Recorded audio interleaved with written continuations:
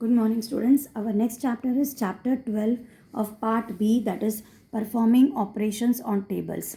Tables are the easiest way to store, organize, and present large amount of information. They are the building blocks of a database. All the data is stored in a database by using tables. A well designed table helps the users to retrieve data from the database easily. In the previous chapter, we have learned how to create tables using the table design and datasheet view. In this chapter, you are going to learn about the various operations that are performed on tables. What are the operations which you can perform on tables? First is what? Inserting data in the table. So children, to insert the data, you have to follow the steps. What is the first step? You have to open the database in which the table is already existing. For example, the student's database. Select the student information table in the navigation pane. Double click on it to open. The pointer will appear in the first cell of the table. Then start typing in the cell. Then after selecting it, you have to type in the cell and then press the tab key to go to the next field. Add as many records as you want. This is the most common way to enter data in a table. Okay, see how to enter data in a table. It is shown on figure 12.1. Now how to edit records in a table. Once entering, you also want to edit, no? So open the table and click the record whichever you want to edit. Use the backspace or delete button to move the record. You make the changes and then you just click on the save button to save the changes.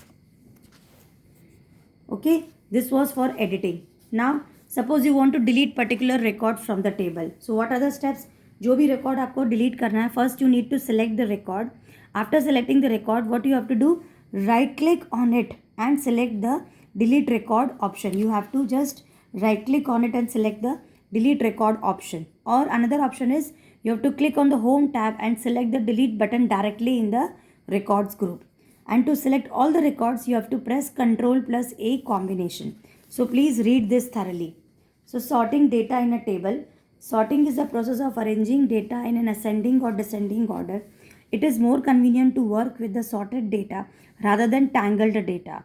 The sort feature of MS Access helps you to arrange data in a specific order and provides an easy way to work with it. You can apply sorting on either a single field or multiple field. So how to sort data in a datasheet view? First you have to open the data, open the table where you want to do the sorting. Then select the field that you want to sort. Click on the home tab and select the ascending descending option in the sort and filter group. The data will be sorted depending on your choice. It will be sorted depending upon your choice. Then sorting data using multiple fields. So follow the some steps. Select the home tab and click on the advanced button in the sort and filter group.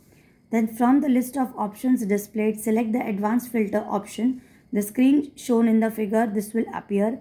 Drag the fields from ID to the student information table in the field and grid and click on the sort option. Select the ascending and descending option from the drop down list.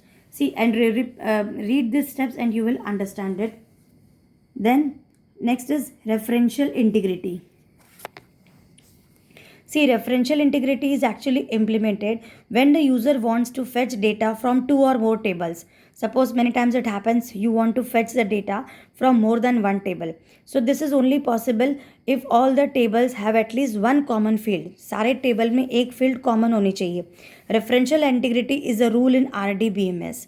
It states that a foreign key must have a matching primary key, that is, all its references must be valid and the users cannot accidentally delete or modify the data.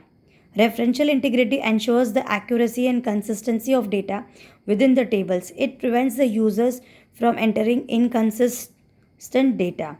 Referential integrity does not allow you to enter a new record in the child table, a table that contains the foreign key for which you do not have any matching record in the parent table. That is, parent table means a table which contains the primary key. So just go through this.